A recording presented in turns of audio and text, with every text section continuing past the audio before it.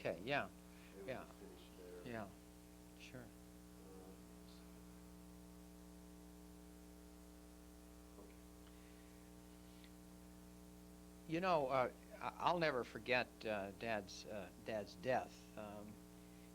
We I had to go out to San Francisco, and before he lapsed into a Yes. coma, uh, he uh, he and I on Good Friday, I think it was Holy Thursday, we read the scriptures, and he was very comforted by that. I remember that. And you know, I've talked with some of my brothers about Dad and Dad's. You know, how strong was Dad's faith? Do you think? I thought it was strong, but what's your feeling about Dad's Oh, faith? very strong faith. And of course, if you're brought up in that background, you have no other choice. You realize it's the only thing that's really substantial in life. And his faith was very strong. That was the only thing that gave him the strength to go through his last days. Well, that's a very interesting thing you say about faith being the only thing that's substantial, because I think today, if we look at it, a lot of the things that cause people to fall apart and break apart are really fantasies and illusions. They're not real. So how do you explain the world says, oh, there's so many great things you can pursue that seem so exciting and so alluring, and young people are drawn to them, be it drugs or alcohol or sex or anything to escape from sometimes from reality. Yes. But how do you stick to reality? How do you get to see the things you're talking about, your marriage and your relationship with God and your husband and your children, as the real things that are the things that are exciting and Well, that is so much a part of us, the way we were brought up, and the way we tried to pass that on to our children, and that it, in our background, that would be the only thing that was really worthwhile. That was the big thing that you had to rely upon. And of course, when you go through something like the Depression, you realize that's when you realize how great your faith is. You couldn't go through that. how important to you has been your I know you go to church regularly, and over the years you had us children go to mass sometimes on a daily basis. How important has it been to you to live live so close to church so you could go to church on a regular basis? Oh, that's very important, because now it's even a little difficult some days for me to go, but I can. I always feel like I can make it on Saturday afternoon or Sunday, and which is very important when you were raised like I was raised. Mhm. How about prayer? How important is prayer? Well, of course, it all goes back to that too. We relied upon it. We relied upon our prayers, and no matter what happens, you always think, well, with God as a basis. From if you can come from that basis and come out of that, then you rely upon that. You have to rely on it, no matter how bad things are. Do you think that living a good life helps you to pray better? Oh yeah, sure. You become closer to the Almighty. You pray every day, Yeah, sure. often. Well, I think maybe more often than I realize, because I think there's sometimes in the day you think, oh, please, Lord, get through this one. And I think that has become, it's almost a part of you then, when you get to my age. Uh, you have a great devotion to the Blessed Virgin. Yes. How important has the Blessed Virgin been Oh, to you? that's very important when you're raising family. That's very important, because she had much more grief than any of the rest of us ever had. We never had to go through that. But when you think that she stands out as the mother of all time, and she's always there, ready, ready to help. I know you pray the Rosary. Yes, that I do And, every day. I know you do every day, and the I think that you know, with a family as large as ours, of course, you've had a rich and full life filled with births and deaths and marriages and unhappy. We've had our tragedies. We've had our causes to celebrate. How do you sustain yourself? How do you stay so young at heart as the years have come on you? You've remained always so young and hopeful at heart. How do you do it? What's the secret to it? Well, I think that's faith. I think that's the basis of your faith. Because, you know, even the good Lord himself went through all those things. And I think that's the basis of accepting. If you can accept the bad and think, well, there's something good will eventually come out of this, and it always does. If you can take that philosophy, that is the ideal thing, I think. And that gives you hope. Yes, yes. Without hope, you would be lost.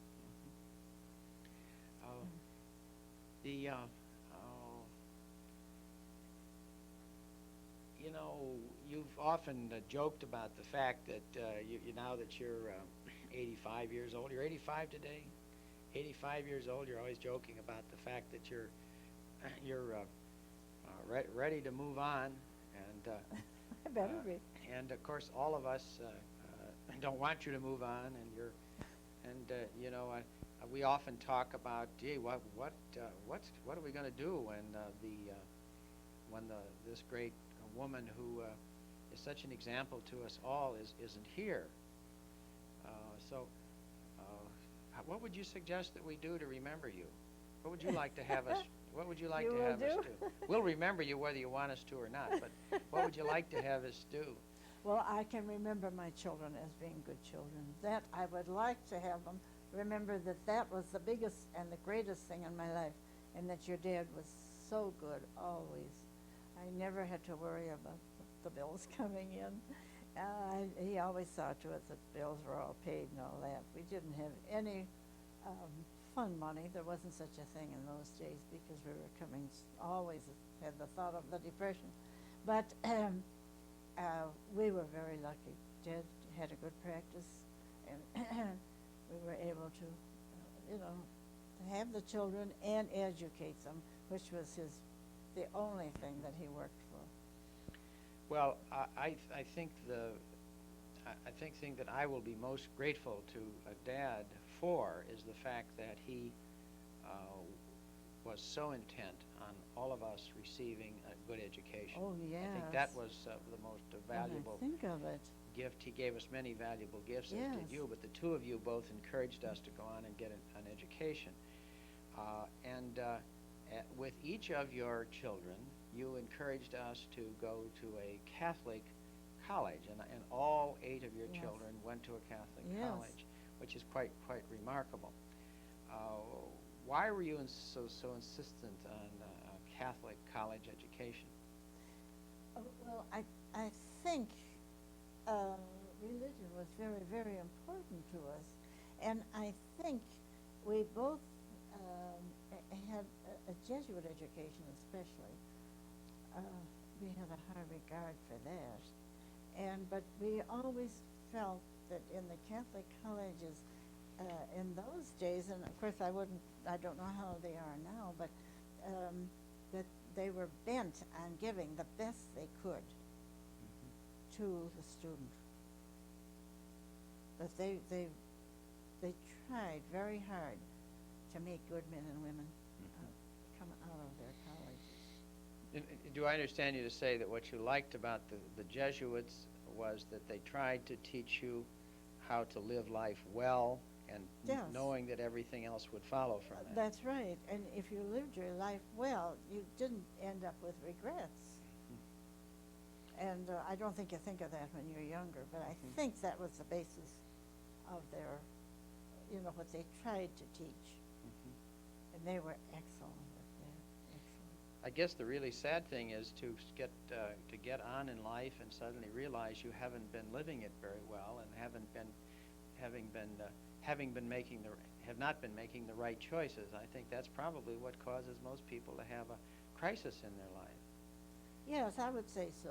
I would say so. But, and of course, you can't say that it is their fault No. because there's some of the things, if I had to go through some things that people have to go through, I'm sure that I would have been very crestfallen. And I'm sure that I couldn't have the outlook on life that I have. Mhm. Because some people have crosses to bear that are really crosses. Mhm. Yeah, I've always been struck by that the prayer, that great Hindu prayer. Unless you have walked 9 miles in another person's moccasins, don't Right. judge them. Don't judge them. That's right. Yeah, and that's one of the things that I remember most about our upbringing. I never remember you being judgmental about people, even people who maybe Dad thought were I suppose political enemies or opponents in the law or people that we felt might have an anti-Catholic attitude, that kind Yes. of thing. But I never remember either you or Dad, while you may be disappointed and hurt by some things that people did, I never remember anything that suggested any malice or hatred or desire for revenge or desire to no. hurt anybody. I never remember of Dad. Dad or you. No, well, I never had it when you're not out, not out in the cruel world. But all I had to do was raise children. But your dad was in the thick of everything, but I don't think he ever took it like that. I think that was all in a day's work. Yes, but it was also there was a certain there was a charitable streak or it was a charitable outlook on people. Yes. Tolerant but charitable outlook. Yes. Well, I think that was in their background. You Where'd that see. come from? Where did that Oh. willingness to take the world on its own terms and to accept other people and not be judgmental, where'd that come from? Oh, I think that came from Dad's mother and father, and his father especially, being such a brilliant man and such a reader, and then I think that he accepted everything as it came, and he accepted what we'd call philosophy. Well, that type of, that's the way it's to be. And I think that was, no, I didn't know Mr. Murray, but I think from what Dad said, and I think Dad and Emmett both had that handed down, and I'm sure the girls did too. So that I think you and Dad both had a sense of the mystery of life, of the goodness and the graciousness of the mystery of life. That life is something very deep to be, and we can never understand it, but we can certainly try to live it as well as we can, as our consciences tell us to live it. And I think but where did you get such a strong conscience? Well, that would go back to my parents and to the strong Catholic faith that I was brought up in, and I had nothing but Catholic education. And see, even what I didn't go through college, but I had college credits, and the college credits were Jesuit from John Carroll. Well, we had, there's a lot of talk among theologians about what's happening in the church, but I can remember as a youngster being given a strong sense of sin. And I'm not sure it was always taught in the best way. I mean, there's a lot of talk about Catholics being on a constant guilt trip. But nevertheless, there was, the emphasis was on the importance of living a good life so as not to offend God. Yes, yes. And it was a terrible thing to offend God. And I suppose what they were saying in a somewhat primitive way in those days was that if you want to live a whole life and you want to be holy, you have to center your life in God, and so you don't do things that offend God, or you can't live well. No, and I think that I'm just a little afraid that philosophy is not as prevalent today as it should be, because I think people do things today. When you see the dope and all the things that are so very prevalent. You wonder, where is faith? Mm-hmm. Of course, now that's. I'm sure there are better sides to life today too than that, and you're getting that from the media. Do you think the liturgy of the church today is as nurturing and as helpful as the old Roman literature? I think it is more helpful for the modern world. When we were brought up, we accepted it all and accepted, but today people don't accept things. Everybody wants proof of this and proof of that. And I think that the modern day religion is for modern day people. How do you feel about the sermons you're hearing in church these days? I think they're very, very good. I sometimes think they should put them on the problems of the day, and yet I can understand that it's a very difficult thing for anyone getting up preaching that knows all the ups and downs of a parish. That's a very difficult thing. I think maybe it's better to stick to the spiritual side. Do you feel that the liturgy today, for example, in our parish, which is, I'm sure, fairly typical, do you think that liturgy does touch the hearts of people and fill their needs? There's a lot of as much as the liturgy that you were raised in, the old Roman liturgy. Well, that I wouldn't want to comment on it because the children are brought up so differently today, and even in your generation, but certainly your children are brought up differently than we were. And so I think today religion is a very difficult thing to get across because at this moment everybody has everything. Well, everybody has everything, but what's lacking? Well, of course, the belief in a supreme being is what I think is lacking, and I don't think there's as much emphasis put on it. And our reason for living, I don't think there's enough emphasis put on there. And what do you think is the best reason for living? Hopefully heaven. We hope we'll make it. But while you're here, what's the best reason for keeping on going the way you do? Well, the supreme being, the fact that we have to answer for everything that we're doing. There'll be a day of reckoning, and that isn't only in religion. I think that's in the worldly world too. Do you feel God's presence in everything around you? Can you sense God's presence? Yes, I think you can more as you get older. Well, that's hopeful. Yeah, it is. That's true. But the only thing is, when you're young, you have so many things to think about, with education, and you have children, and you have all the things that you have to think about. All those things are kind of put in the back. So it's as you get older and you have time to think, is when you think of all the things. The next step.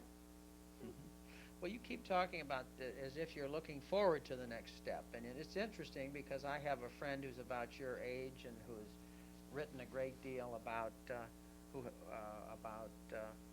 law and the relationship of law and religion. And he had, as a young man, had an experience. He was a Jewish descent. I'm talking about Hal Berman now. I've mentioned him to you. Yes. But, when the Nazis were overrunning Europe, he, as a young Jew, was studying in Germany, and so he had to get out of Germany in a hurry, and he got on a train, and he was in despair, and he had an apparition of Christ. Christ came to him in the form he appears in Russian iconography, and told my friend Hal Berman, "Who are you to despair of my world?" Yes. And that was such a powerful experience. He converted to Christianity and has been a devout, practicing Christian ever since, and he's devoted his life to studying Christ and the relationship between the teachings of Christ and the law. But I say all that because I recently had occasion. We were in Moscow together, and he told me that he's now in his 80s, and he's really looking forward to death. He's looking forward to it, Yes. as he wants to know. His whole life has been devoted to trying to live well, with the understanding that that's the point of life, and that then that we're called to something even greater than we can realize here on earth. So he says he's looking forward. Do you sometimes look forward to death? Yes, Or I is that think just you talk? do. No, no. Well, you look forward to it because you know that's the next step. That's the next big step. You may have a lot of things happen to you before that, and you always hope that you can accept them as a preparation for the final days. But maybe you will, maybe you won't, and that's what you have to hope for. Because I think when you're old, I think you probably would become you would become discouraged faster than you would in your early days. There'd always be a way out. When you're young, you think, oh, there's a way out of this. And you know that as you get to this age, you know that the way out should be the best way out. You know, when we talk about all of us sort of fear the day when you're not here anymore. But as it will for all of us, your time will come, and you'll have to leave us. Now, when we gather To lay me away? to lay you away, yeah, That'll be fun. yeah. What would you like to have us do as we? How do you picture a day where we celebrate such a wonderful, rich, giving, useful life? I would say, all I say is, life is too busy to concentrate on death. There's too many good things and important things happening. You can't concentrate on death. Death is something that you should pay respect to the person, fine, but not have it last too long. Get on the way in a hurry. Well, we don't intend to take more than a week or two at your funeral, but nevertheless, while we're together, what would you have us? What would you like to do? Have you given any thought to your own funeral? We hope you'll make it with us at least till the end of this century. But when it does come, have you given any thought to what you'd like to have? No, I always think people are too busy today to stand around and grieve. If you have a nice memory of someone, that's all that I would ever ask of life, to have a nice memory. But people are much too busy to stand around and have 2-day funerals and 2-day wakes and all that. Life is busy today. Life doesn't have time for that. But what is more important, though, than getting together to celebrate? Because it seems to me that when you do pass on, what we should be doing is celebrating. And that's what I tell all the members of the family who say, gee, they're dreading the time when Mom isn't here anymore, because you've been the focus and the center and the anchor for us, for all of us, for so long. But it strikes me that what we should really do is celebrate such a wonderful, useful life. Well, so well lived.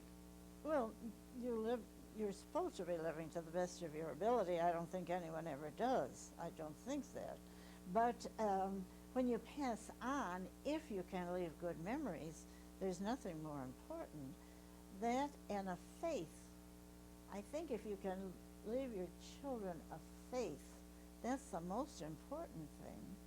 Because no matter what life it is, there's going to be good ups and downs. And as far as once you're gone, well, you're gone. There's no use in looking at somebody when they can't talk or anything else. Well, I don't think that looking at you. I mean, I think that's not Well, I never found it very useful to look at.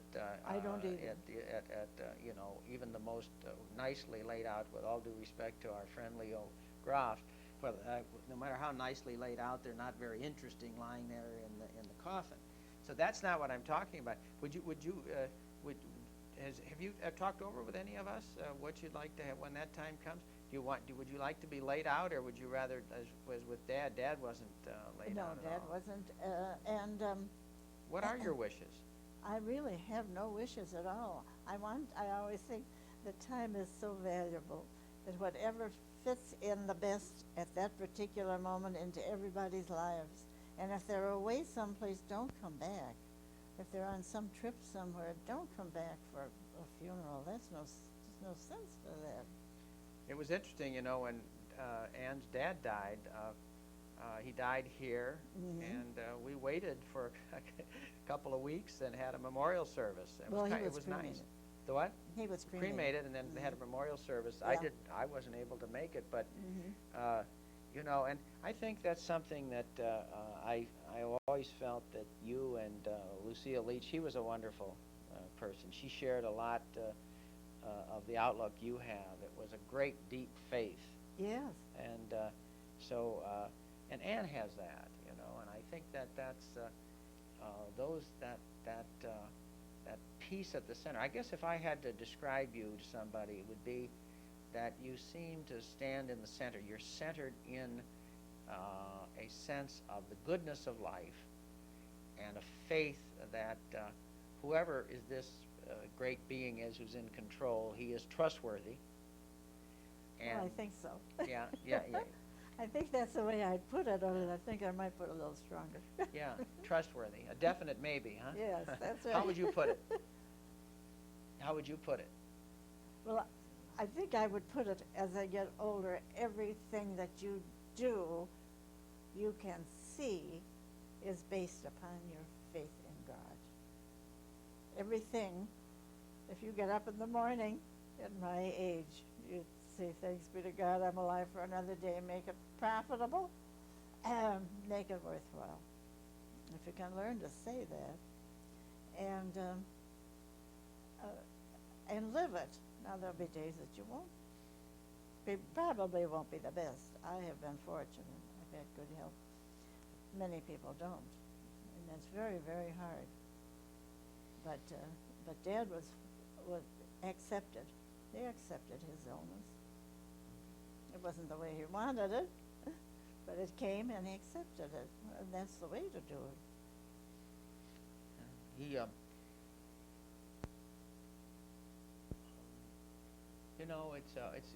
it's not hard to love people who are lovable.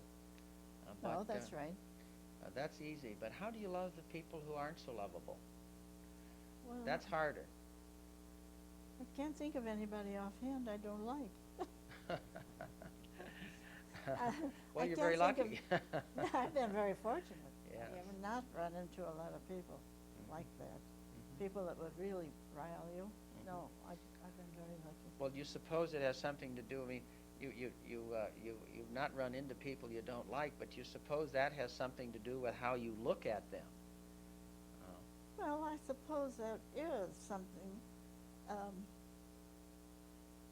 I suppose that has something to do with it, and I suppose it has a lot to do with the good fortune I had through life. I never had anybody do anything very, very bad to me. And I think that for that reason, it isn't something that you have lived with. But I've always noticed that when you look at the world and talk about people, even people who are in trouble or people who have done bad things, there's no tinge of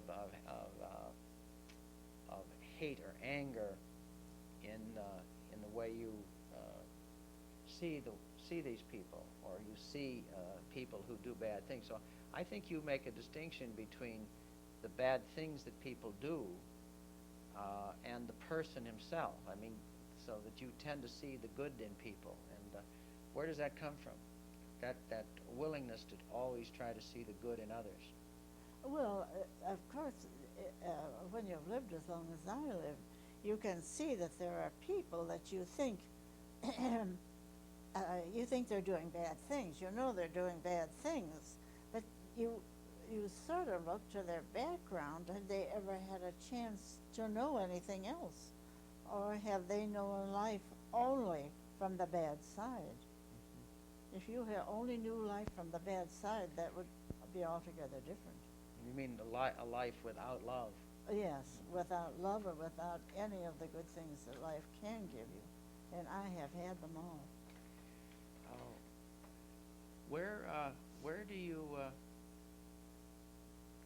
Where do you think how do you think our world is going? You're looking down. We're heading toward the end of a millennia. Just think of that. And you have a with the longevity in your family, you have a chance, probably a pretty good chance, of seeing this century to its conclusion, and then this millennia to its conclusion. What do you see for our world? Many people think we're in a period of crisis, and this is a very dangerous period in the world, and others are more hopeful. How do you look at the world? Well, I think it's more like looking at it through the crisis, but that's looking through old eyes. And I wouldn't know how someone younger would look at it, but I would say we're in crisis for the reason that we don't seem to have as much stability. There's nothing today that is stable, and that is the only thing that I think is very difficult to accept at my stage, or of course at my stage you're always looking for relief. You'll get out of it maybe before the big things come. If somebody said to you, okay, you can write the rules for how our world should live, I suppose we all would dream of being able to make the rules. What rules would you like to see govern the world? What would be the most important rules to live Well, by? because of my background in faith, the faith would be the most important thing, and it's the only thing that we're going into. We know that death, we know death, everyone dies. And beyond that, if you can keep your faith in the hereafter, that would be that's the most important thing you can do. You've been to Ireland now 4 times with Maureen and Mary, and Yes. have had a great time. How did you feel you were going home when you went to Ireland? How did you feel about Ireland? Well, I felt like I was going to somewhere where, of course, my dad's mother that lived with us, but she came over at such an early age, she didn't talk about it, but when she would talk about it, she told us about where they would go down and play, and I think I was able to be right there on the waterfront, right where she used to say she'd play. And of course it was very sad because there I was traveling with 2 daughters and enjoying every minute of it, staying in nice places, and here she had come from very, very lowly circumstances, and it was very saddening for that reason. And but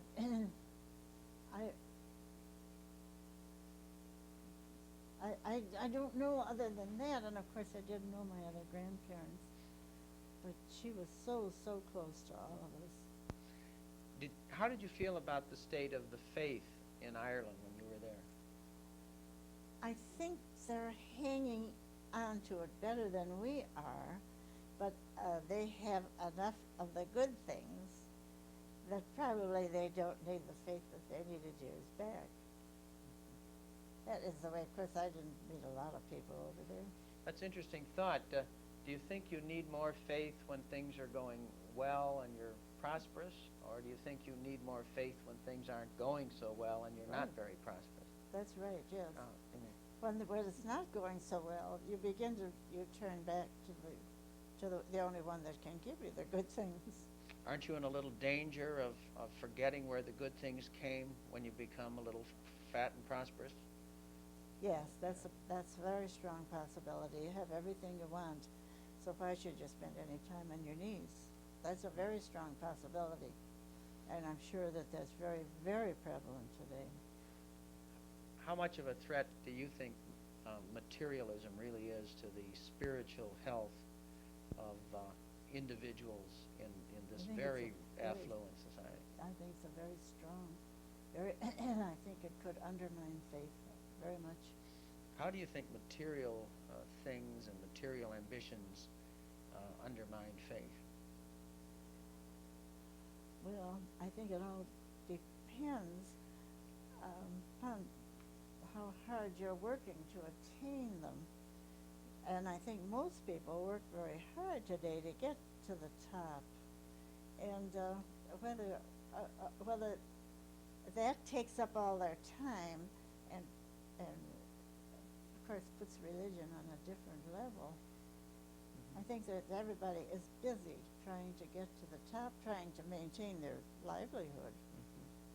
And I think it's very hard then to have deep, I think they have faith, but I think that it wouldn't be the faith that we would have that you'd feel like, well, I have to go to church. I think that's where the churches are having the trouble.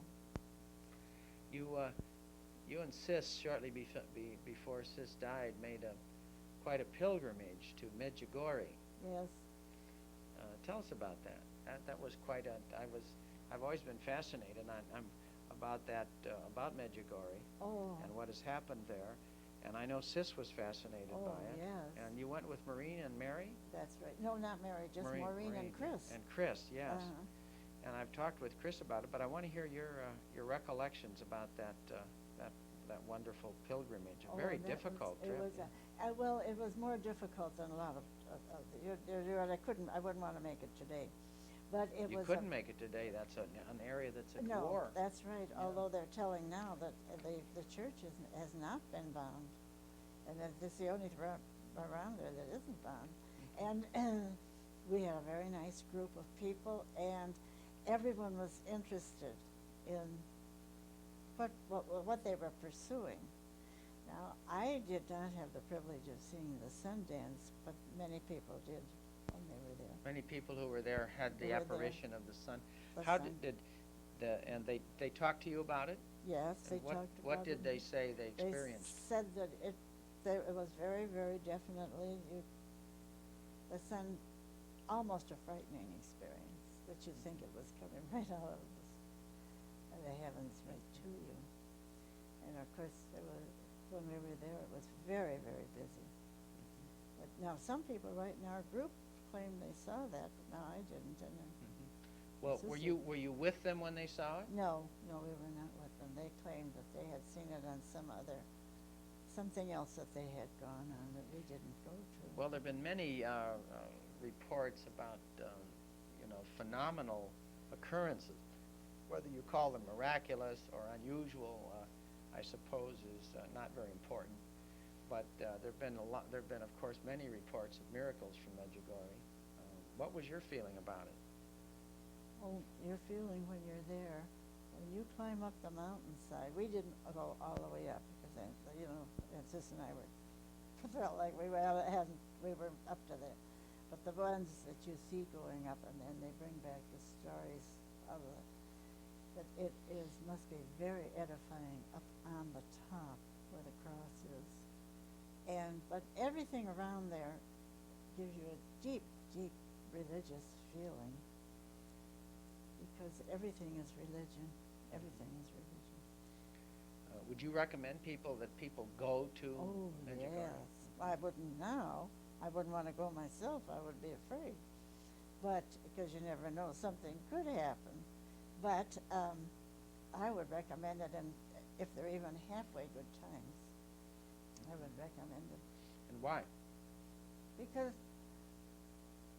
there's so much to think about there, and there is so much emphasis on God and eternity, and everything that's really important is emphasized.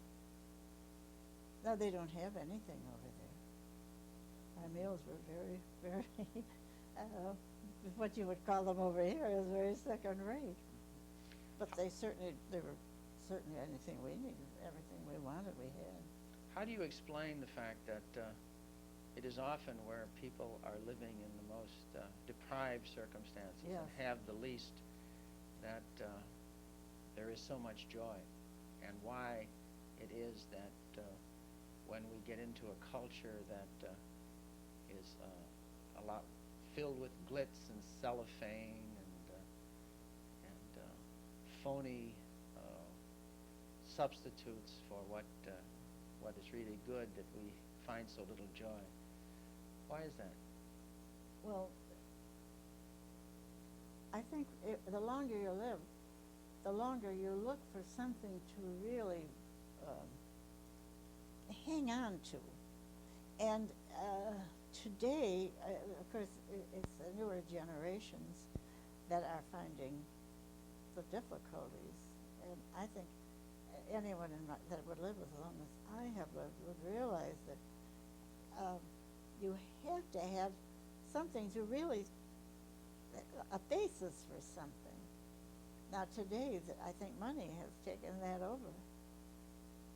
You don't have to depend on, good Lord, you have money. So we're all that much poorer, huh? I would say so, but I'm sure the other lots of people wouldn't say that. Yeah. Do you think money is a real danger to Too much people's money. Too much money. to people's good? Yes.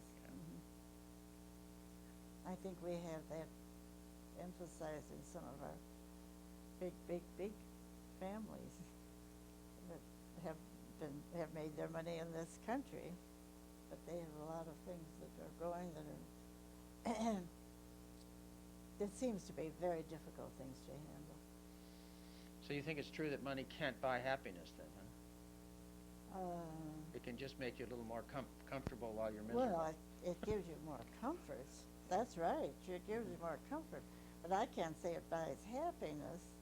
I say that it gives you a more comfortable feeling that if you have enough to pay the bills no matter what happens, it's a very comfortable feeling. And there's a lot of people that don't have that today. They're probably better off. Let's take just a few minutes so we can find out from you what things that we haven't talked about, because we've covered a lot here.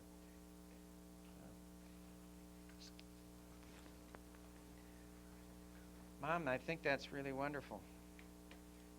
Are there some things that I haven't asked you about that you'd like me to ask you about? Let me see, did I? Man. I know. Okay. You ready?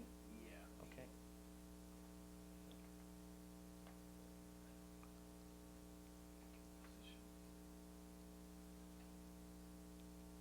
So what do you think of your son as an interviewer? Well, I think he's doing very, very well. And did I get around to giving my date of birth or not? No, but I would love to hear what your date of birth. I think we ought to put it on here just because it's good to have it chronicled here. But Well, to hand it down. I shouldn't be bragging about it. But anyway, it's December 19th, 1908. 1908. Do you remember who was president when you were born? I mean, I'm not saying do you remember it because you were smart enough at that young age to remember it, but I was smart enough, but I don't remember. Who was president in 1908? Well, now I don't know. You know, and as you say that, I think they must have talked about everything like that because that was the only thing. You didn't have radios and televisions and all. I suppose and it would. I'm trying to think, would that be? Who would that be in 1908? That go back to. Could be Taft. It seems could to be. me like maybe Taft came into the picture. I think. And then- Harding came along there somewhere. Who was it? Warren G. Harding came along. Yes. I forget. I don't have my presidents straight in the No. early 1900s. Well, I remember Harding very well. I remember, I think that there were so many stories about Harding that maybe I remember the stories rather than remembering him. But you can go back to some of those presidents, and you kind of wonder. Well, you've met some interesting characters. Who was the most interesting character that you? Who are some of the interesting characters you met?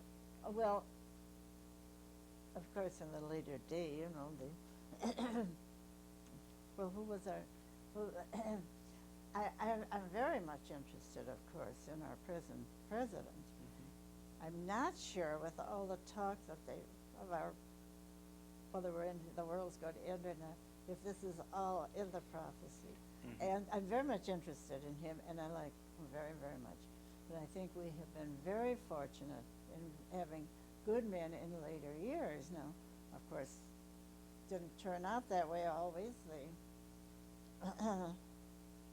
When they had to send one president off, and that isn't. But that, in a country like ours, you could see how those things could happen. What about local characters? I mean, who are some of the people? Maybe what pastor at St. Peter's and Paul's do you remember the best? Who was the one that was your good friend? You have his picture in your... Emery Ignatz? Father Ignatz. Yeah. I think I knew him the best in later years, but we were very, very lucky to have always had good pastors. And while some of them I didn't get to know as well as others, we have just had very good men here. Well, your life is centered on your church, your parish, and that's been such an important part. I guess you've lived at this home here on Madison Street since I was about 5 years old, so more than 50 years. And so St. Peter and Paul has been your parish Yes. since you came here. It's ever since I came to Sandusky. So what advice would you give to the pastor, whoever it might be, about our parish? Well, it would be hard for me at my age to give advice to a young man, telling him what to do, because it would be hard. The world has changed in that many years. He would have an altogether different idea of how to approach people than the older men that I knew. You know, the older men were pretty much in their, they stayed in the rectory, and they were not out. The young men today have to be out, and they have to be in education, and they have to be in everything. In those days, schools pretty much ran under the sisters. And today, I think the priests have to be right there to keep everything, you know, in order. Mm-hmm. I think they have to know exactly what's going on. Do you feel that we should have women priests? Oh, I'm very much against women priests. It is not in the liturgy. It's not in the background of the church. Mm-hmm. The apostles were chosen, and if the Lord wanted women, he had a definite view for women and a definite place for them in the world. Mm-hmm. And their place is very important, if they would just realize that. If they could bring forth nice families, that's what's important. And that the clergy should be left to the clergymen. Yeah, I think somebody said that if God had wanted women to be priests, she would have said so. Yes, that's right. And if he did, why wouldn't he say so? There were plenty of women then. Yeah. And the biggest thing that we have handed down to us, Mary Magdalene, that's the biggest thing that the church can ask for. Well, Mary Magdalene had a checkered. She was a pretty interesting character. She had a hard life and was sold her wares and so forth, and then but she apparently had a pretty important conversion according to the scriptures. Which is proof. It's hopeful for all of us. Then, That's it. It's proof. It's proof. Yeah. If Mary Magdalene could be saved, anybody can be saved. Mm-hmm. But of course, I think she did have to come with a contrite heart. Yes. Well, Which, of course, is important. yes. Is there anything more important than a contrite heart? No, there isn't really when you stop to think of it. If you're sorry for everything that you did, and I don't see how much farther you could go than that. You know, one of the things that I've always observed about you, as other people have, is that as you get older in years, you become almost younger at heart, and you become almost more hopeful, or more filled with, more alive. Life gets better for some people, some very rare people, as they get older, and so, you know, that's quite a thing to see someone get old graciously, and someone who still looks at life with amazement and fun, and can laugh and laugh at yourself and take life so seriously, but not take yourself seriously. That's pretty impressive. And we all hope that somehow, if we're lucky enough to live a long life, that we'll be able to do that. So I'm going to end this interview by asking you, if you had to just in a minute or two, and this is a minute or two age, it's a soundbite age, what is the secret to life, to a good life? Well, of course, my secret would be faith. But whether everyone would have the privilege of having that faith, I don't know. I certainly wouldn't judge everybody by that. But I think even if you didn't have the faith that the Lord gives you, you might have faith in your fellow man. Well, I think that's what is the basis of everything that's good. First, the faith of God, and then the faith in your fellow man. But I have had a privileged life. Some people haven't. It might be very hard for them to ever look at it that way. So, I'm hoping that all my children can retain their strong faith, and we'll be in heaven together.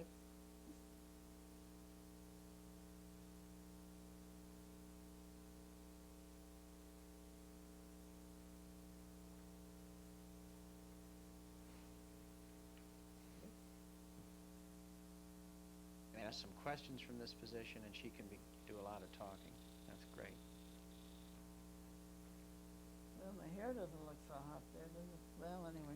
Now, what? We're rolling. All right, Mom. Why don't you just talk a little bit about your kids? Of course, I was closest to Bob, who was a great character Yes. and had a great love for life, and had a troubled life, and in many ways a tragic life. He did have a troubled life. And And it seemed as though for that reason the Lord finally let him have, I think he had a rather peaceful life in the end. The last 7 years of his life, I think, were very peaceful. I think sometimes he felt like he should be doing more with his background than he was doing. But if you remember at his funeral, it was so important that everyone that he worked with came to his funeral. Everyone. And they had nothing but the best to say about him. And the strange thing was that he knew that he was having health problems.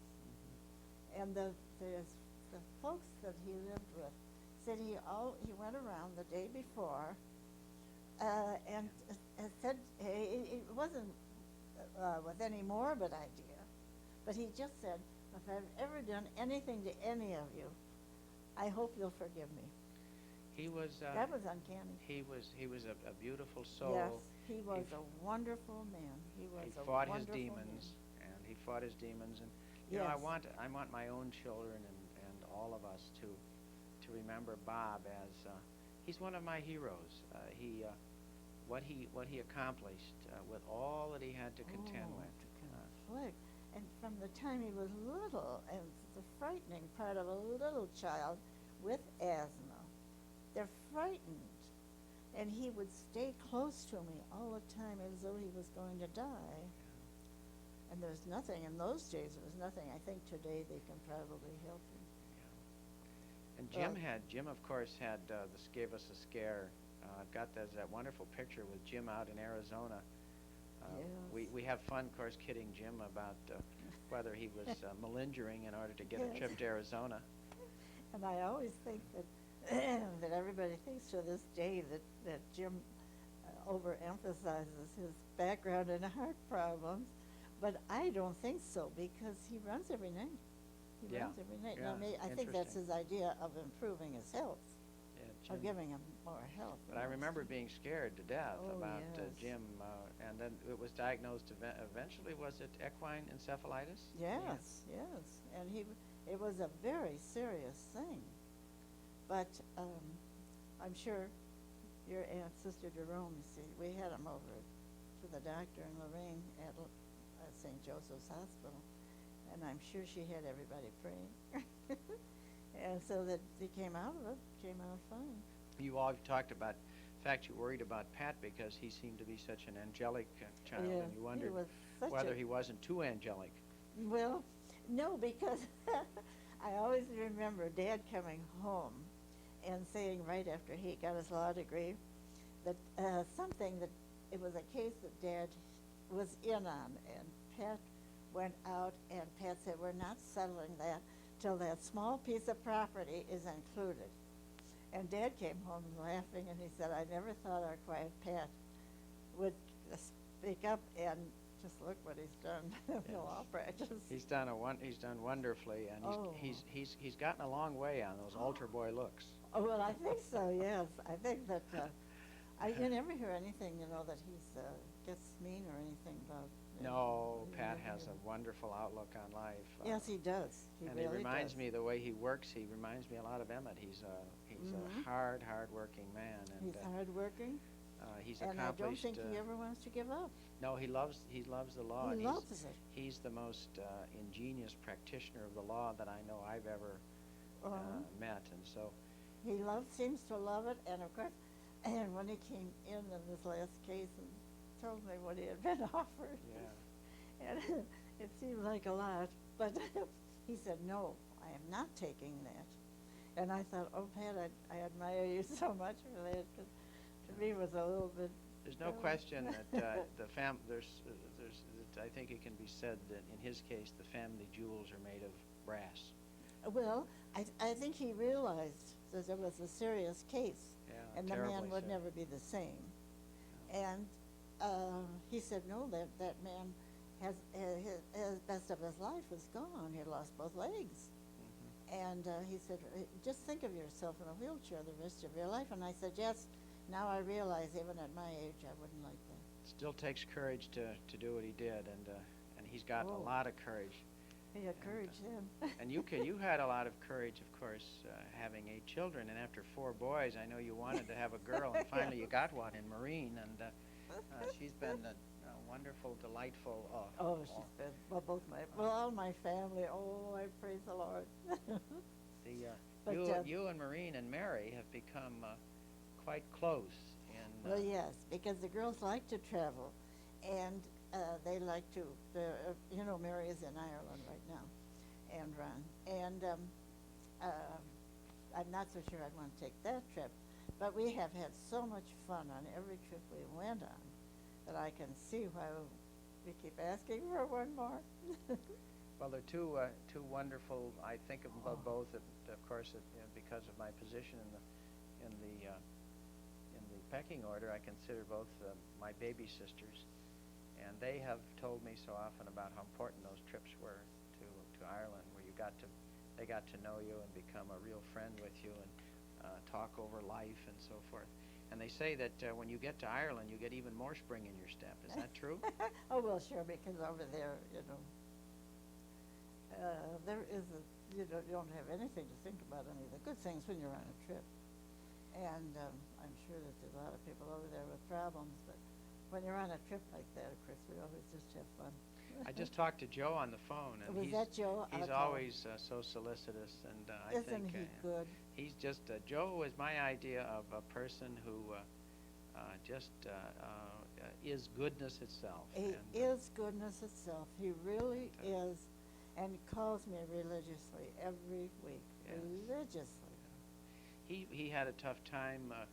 I know it was a very difficult thing for his marriage to Sandy to end, and with their 4 beautiful kids. Yes. I know that was so rough on them, and yet through it all, he always maintained a certain peace and equanimity. I'm sure there were times when it was terribly difficult for him. So hard on him. And but he is just a wonderful, good human being, and Oh, he is when you think of it. But the Lord has blessed him. Judy is a wonderful. wonderful. Oh, Yeah. if he had looked the world over, he couldn't find a nicer girl. Yes, I agree. She's So a very fine girl. we're so happy to have Judy join this menagerie. Yes, but that is true of all the in-laws that have been brought into the family. That is very true. Yes, we all married up, didn't we? Everybody brought home a prize, Yeah. a really special person.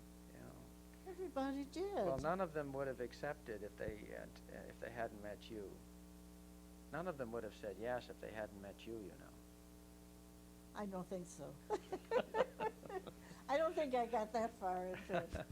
But I think, I do think that any of the, especially the boys that came in, Mike and Ron, I think they liked our style of life. I think they liked that. And they liked everybody in the family. There was never any friction at any time that I can remember. When you're coming up and you were playing out there, and he'd come in, he's fighting me and I'm fighting him, and I thought that was great. That was the way they should grow up, to know that life isn't all roses. Yeah. Well, we boys all feel lucky to get two great brothers. We don't think of them as brothers-in-law; they're brothers. Right, and they're very fine Mike men. and Ron are just wonderful. Very fine wonderful men. people. Very, very Both good of them men. reflect many of the values They that couldn't find you and better Dad men. tried to give They to really, us. they're fine. I've gotten to know both of them, and I love both of them very much, and I know that's shared by all of us. And great sisters-in-law. Oh, every one of them. Anne was the one that brought in the first good news. Yeah. You remember that? Yes.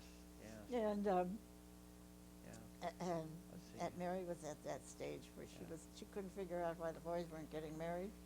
And so you came home with the good news that you had one Anne. So everybody has chosen very, very, very super wives. And the girls have chosen super husbands, so I have nothing to complain about. You know, it's always such a great thing in our family to have such a caboose like Billy come along. And I know I've always thought of John, as the Yes. caboose.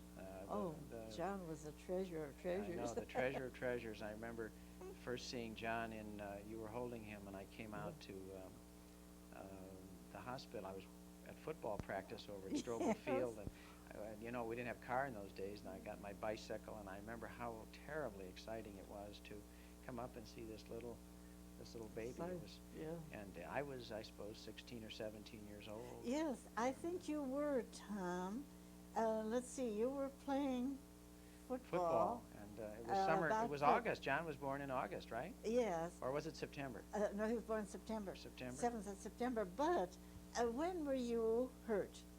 Was it, you were a junior, I think, weren't you? Maybe it was. I think so. I think I was a junior when I got hurt. But I think that was before I got hurt. I think we were at football practice, and maybe the season I don't remember if our football season had begun or not, but I remember coming back from Strobel Field and being so terribly excited. And it's been a wonderful for me to have John as a baby brother, because it is nothing so uplifting as to have a juror say when they see us together in court, it's so nice to see a father and son practicing together. Well, it seems so strange, doesn't it, that John is so knee-deep in it. Mm-hmm. Knee-deep in what? In the law. They always say to us, of the Irish, we're knee-deep in it. Well, yes. But I'm not sure it's always the law. Well, well, everybody seems to be so taken up with their practice that I really feel like I don't like to use the word pride, because that's one thing I don't like, but I am grateful. Well, I'm unceasingly amazed. John was the only one of us who was a serious enough student to be an outstanding law student. He was first in his class. Yes, I really was. That was surprising. Of course, you were all I think the rest of us had too much pride to be first in our class. I think you were all good students, though. There was nothing we could ever complain about as far as not sticking to it and accepting the education gratefully. There was none of you that didn't know education is something that you prize? Well, I think as we go through life, all of us appreciate uh, what you've given us by way of education. And I think it's important. I think we should also point out. We talked about Bob, and I think while I'm here, you know, you never know what we'll make of this as a family production. But you know, in our family, I think the person who's probably taught all of us the most about life is Tommy with his tragedy and his problems, and dealing with that, I suppose, in a strange way. And it's hard to communicate that. And I regret the fact I never had a chance to tell Bob how much his struggling with his Yes. problems meant to me. To the rest of how us, proud sure. of him Yes. I am and will always be. Yes. And I'm so proud of Tommy because he tries so Oh. hard to overcome the difficulties that he's had. Tom is the outstanding grandchild. Yeah. There's no question about it. He's the outstanding grandchild. And, we can just get Yeah. Tommy to understand how important he Oh, is to Well, all that of us. is hard, and maybe, maybe that would be a little prideful for him, but you We think. wouldn't want him to get a big head, would he? Along with the big No, stomach. you wouldn't want him to think, well, I really am the most important. You wouldn't want any one kid to think that in a group like we are. No, but you know, Tommy's taught us an awful lot about life, Oh. just like Uncle Bob. Yes, it's strange, isn't it? Yeah, it is strange. That the two people that have had the hardest road to hoe are the outstanding ones. In their basic Yes. love, being basically lovable, and being able to often to just give, huh? To be good. They're both so good. Yes. Tommy is exceptionally good.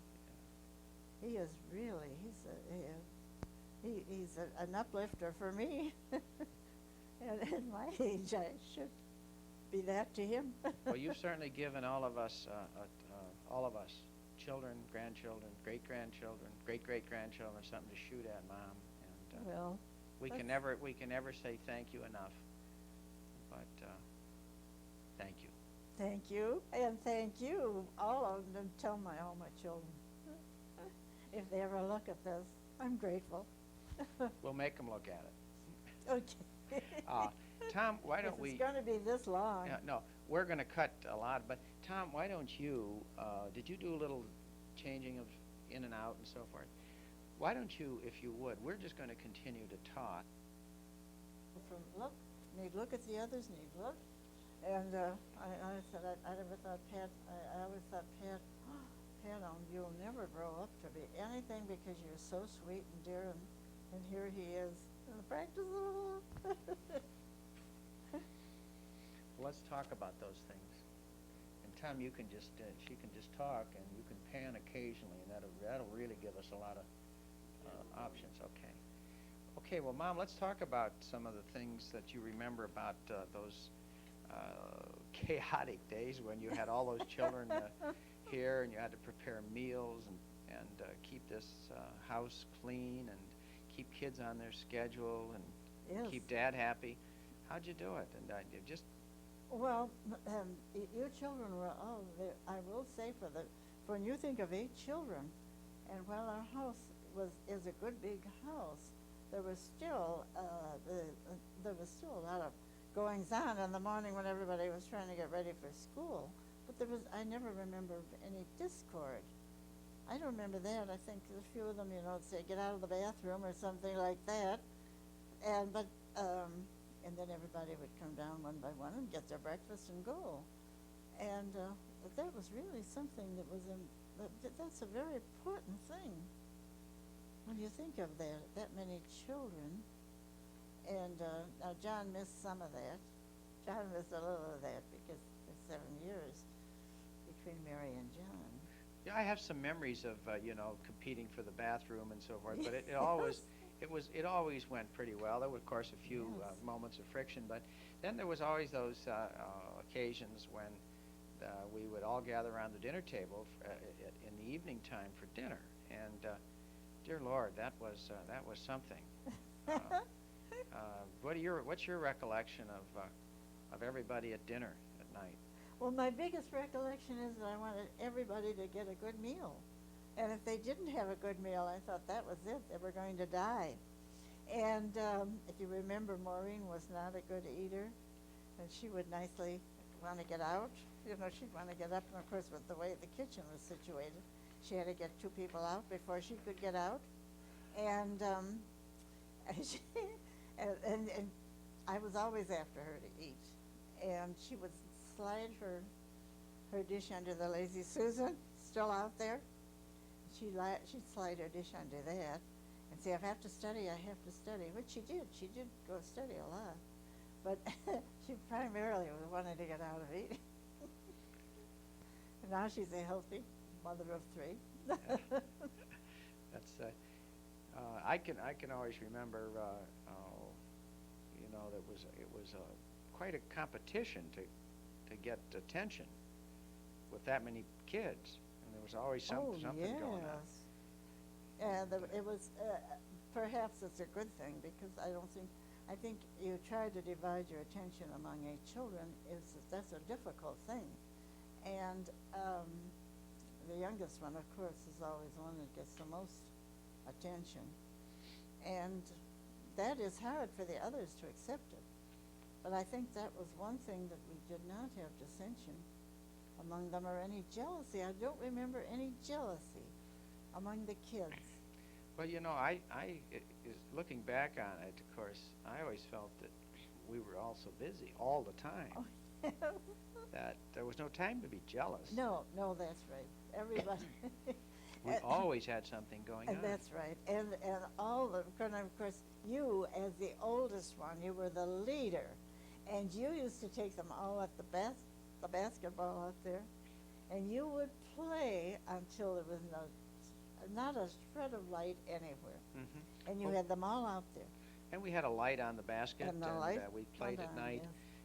Yes. I think that basketball hoop is not a very good basketball court, but I think that really was a godsend. Just think of it, you made the most of it. And we used to play, I remember we used to hold up the traffic out here on Madison Street. We would play out there. Yes. And of course we were constantly during the summer playing ball. There wasn't a very good play. I guess that if I had to get the heart of that, I remember we had the ability to improvise. We were always making up. We could make a baseball diamond. It didn't make any difference. We didn't need very much. I mean, no, that was the funny part. Of course, I guess it goes back to those days. But if you remember that one summer when there was no work, Dad always saw to it that all of you had jobs for the summer. He sure did. But that year, and he decided you'd paint the building next door. Oh, dear Lord, yes. Oh, do I remember that. Yeah. And all of you would be up there. I think you were having a little fun. And but you, I think, were the boss. And you had everybody moving. God forbid. That was fun, though. To watch you was fun. I don't know how much you were having in there, but I think you were having a little fun doing it. Well, we had our adventures. Yes, I won't go into that, but I can remember getting rid of the beehive. You know, we went up with a lighted torch that we made out of some newspapers and stuck it up in the beehive, and I remember having about 4,000 bees come out after me and racing down the ladder and racing out of there against the bees, in dire peril of being stung to death. But I can remember one of my, of course, if you think about Dad, he was an extremely funny person. And do you remember the time that, and we tell these stories, but the time that Dad was putting behind me here, he was pounding a picture into the wall, and he the classic example, he hit his thumb sure. with the hammer, and of course he couldn't help it. He said, "God damn it!" Yeah. And with about 4 of us were there, and we ran out to you, and we said, Mama, Daddy said, God damn it. And you were in the kitchen, and you came out with these 4 kids hanging on your apron and pointing to him. There he is with his thumb getting bigger and bigger and red, and the hammer in his hands.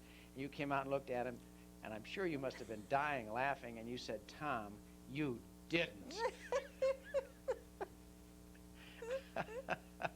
I'm not sure what it was you were telling him he didn't, but he sure did. Do you have any other? Oh, there was so many funny things happen. When you're raising a crowd of kids, there's always funny things that are happening. And yes, of course, there's the sad things too. You know, like the Bob's accident and all those things. You know, those things are serious things. Oh, I remember Bob's accident and how he, how horrified I was. Oh, they're about sure it. you were just Oh. that much older, and that was a very serious Oh, it thing. was terrible. Yes, And, we went through a lot at that time. and, But do you know that Dad went out and of course, I had the other children. I couldn't go out, but he went out and stayed right beside Bob, night and day. And of course, they were good to him at the hospital. They let him do it. I guess they wouldn't let you do that today.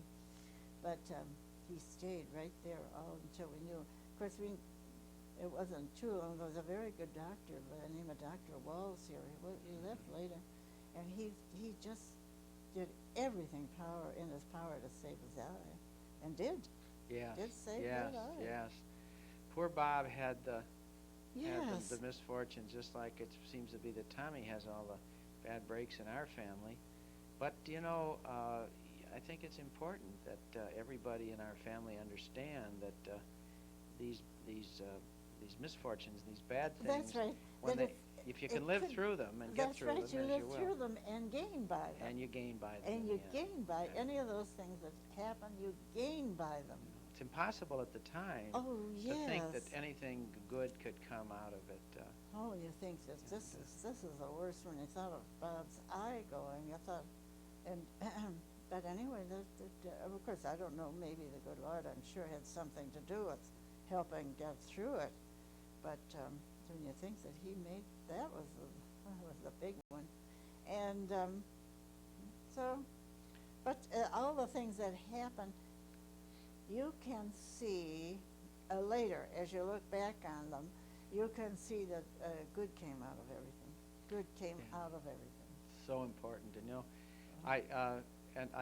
I'm not sure good came out of everything. I can give you one example of one of my favorite memories of Dad. He always wanted to trick all of us that there was this Santa Claus that would appear, you know, at the window during the Christmas season, and of course he didn't want anybody, including Bob and Jim and Pat and me, to know that it was him. And of course he would say, "Peg, there's something wrong with the furnace," and then he would disappear down the basement. He wasn't, you know, he would be missing, as if we weren't going to ever get the connection. And I suppose at the time I was probably about 8 or 9 years old. Yes, you were. 8 or 9 when Yes. he was doing this. Anyway, we decided we were going to catch him. We knew, of course, that it was Dad. So we decided one day we were going to catch him. So he appeared at the window, and we said, "Come on, let's go get him." And well, anyway, we headed out to the kitchen door, and ran out there, and he must have, by some miracle, he got out of there, and we didn't catch him. But anyway, 3 minutes later, as we were sitting at the table, this poor guy came up. He was dirty, muddy, and he must have fallen into the mud trying to get away before we caught him at the window. And he came up, he was bruised, and his hair was disheveled. and yet he gave me, you know, and he gave me a look. He looked at me like the bull that looked at the bastard calf. You were the one that caused all I this. was the one that caused the commotion. I suppose that's one of the things that goes with being the oldest. You can be the one to try things first and make the mistakes, and or maybe Those even, were the fun times, Yeah. though. That when you think of it, it wasn't so much fun for Dad to land in the mud, but I'm sure that he always looked back on it, though, as being kind of a fun time. You know, when he was Santa Claus. Well, he kept his spirits up. He had a great zest for life. Oh yes. You know, I've got a million stories, and we all do, about Dad. One of my favorites, of course, is when he became extremely perturbed because his client wouldn't settle this case, and so in the middle of the case, he told me I was going to have to argue the case, and he left with Nick Catry to go to the track. And I think I'd been practicing about a month. I think right then he was not feeling too Yeah, well. he wasn't. I don't think he could have taken that.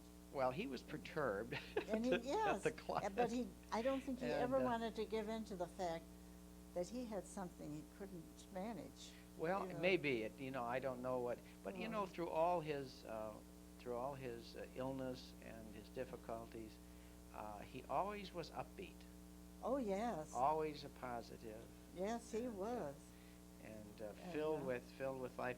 It was the love, and I remember when he was so sick and knew that he was probably was going to die fairly soon. He told some of his friends that the thing that he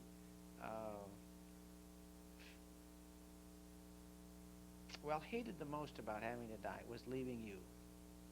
The men were so good about coming to see Yeah. him. But he didn't want to leave you. That was the thing. That's how he viewed death, was a parting from you, which I thought was beautiful. Oh, well, and of course, that was, of course, that's a hard thing. And when my neighbor next door, of course, lost her husband, and I said, I hate to tell her that it's never going to be any different. You're always going to have that same feeling. You can't get over that. But after you lose, I've always felt, and like your thoughts on, I've always felt that I could continue to talk to Dad. His personality is so indelibly Yes, that's right. on each of us. I always think that Dad is in the background someplace of every good thing that happens. I really do. I think he's, Do you talk to him? Oh, sure, I talk to him all the time. And I keep, then I ball him out because I think, here I am 20 years later. And you seem to be getting along all right without me. Well, we're all going to, some of us listening to this are going to have to face losing. Well, we're all going to face it at some time Sure, or other. that's the We're going next to step. face losing. We're all going to face tragedies and the loss of parents and loved ones. I've always found that with the people you really care about, you keep the relationship. You keep talking to them and thinking about them. Yes, I think there is something And, to that. Because even, with Aunt Sis too, and of course she, in my younger life, she was one of the, like a pivot for me. And so I think I still kind of look up to her, and say, well, this has to be straightened out, you do it. And I always think that in heaven, we've got so many going for us. It'd be kind of fun when we get there to see everybody. Yeah, I think it will be. But don't you think that when people have lived a good life, that the impression they make, the impression of their hope, the impression of their sense that life is worth living well, don't you think that carries through so that and helps sustain faith? Yes, that's right. Oh, definitely. That's very definite. Yes. And I hope that your generation can pass that along to their kids. The only thing today that it's harder to do that because everybody has everything. And you feel like, well, they don't have to depend on God like we did. And maybe that's supposed to be that way. Maybe that's the way the Lord has it. Do you think maybe one way of looking at it is that if we can't in this country, if we can't continue to sustain a high standard of material living, that maybe it'll prove to be good for us to go back to having less, living with less, right. Consuming less, and maybe sharing more of ourselves with others. I don't think the younger people, well, I don't think any of us ever reach our potential of what we could do if we really tried. But I think it's harder for the younger people to think of those terms. Because today, everybody has everything. I'm sure there's some poverty every place, but I often wonder if the poverty, some of it is self-inflicted, I'm sure. Okay, stop that. How much time do you have left on? Okay, then use the rest of that tape to, if you would, Tom, to just take the camera in your hands. You don't have to take just put it on your shoulder if you would, and then take a few establishing shots from back here, so we've got a mix. So we've got some things to draw on. To go through the downstairs? No, can't you take just the put on your shoulder?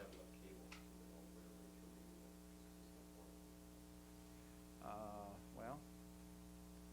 Did you want the downstairs taken, Tom? Is that it? Just or- no. I just want him to get a couple of. That's it, Tom. That's it. A couple that we can. Mom, you need to be talking when he's. Yes. Should we keep on and? Yeah, keep on talking about one thing or another. Tom, I'm especially grateful to you for that picture that you gave me of your family, which is on my mantelpiece. It's so good of everybody, and I think, oh, that's a treasure. So I think everybody has, but in later years, some of them didn't have later pictures, which I wish they would. Yeah, I think Yeah. you've been very good, and I know many of the wives have been good at having family pictures made. Yes. And I'm not good at it. Ann's the one in our family that is very careful about those things, No, I and know, thoughtful Ann. about those things, and. But you don't have to, because Ann takes care of all that. Yeah. Well, I understand my level of competence, Yes. and I don't try to overstep my Oh, no, that's right. capabilities. But of all the people in the world, she is so capable of everything. Of course, we will say that about all the girls in the family and the men. They are all capable. They're all. You might want to talk just a little bit about Christmases. I know our kids want to always, of course, be home for Christmas, and you made Yes, Christmas here that's very right. very special. That kept you going, because all of a sudden everybody would be gone to school, and then you think, oh, will Christmas ever come? Now, you people in Boston didn't get home for Thanksgiving, but some of them did. But it was never like when everybody would come home. But sometimes there'd be a girl thrown in, and with some of the girls would come, and that was fun. Yeah, And- bringing girlfriends home was always an adventure. Yeah. For them. I guess that For was. them, yeah. No, none of them that I remember came from big family. I'm trying to remember. No, I I don't can't think remember. so. I don't remember that, and I think that was one thing about the big family, though, that the kids in the neighborhood said we always have more fun here than any place else, and everybody wanted to come here because it was more fun, and even the girls, when they'd have slumber parties here, they'd say, "Oh, it's so much more fun at your house than any place else." So, those are Well, all of good course, a things. lot of the fun, a lot of the very big part, the biggest reason why kids who came here as friends of one of your children would because of the way the mood, the atmosphere, the sense of family, the sense of acceptance that Well, sure. you gave to everybody. Well, I mean, when you're fond of if you have a big family and you're fond of everybody and everybody gets along very well, then all the ones that come in from the outside, that's always added fun. That was always added fun.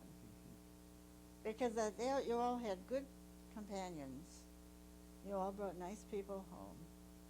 And it was always fun. Well, you had a And- lot of added fun. Oh, yes. That's what makes the world go round.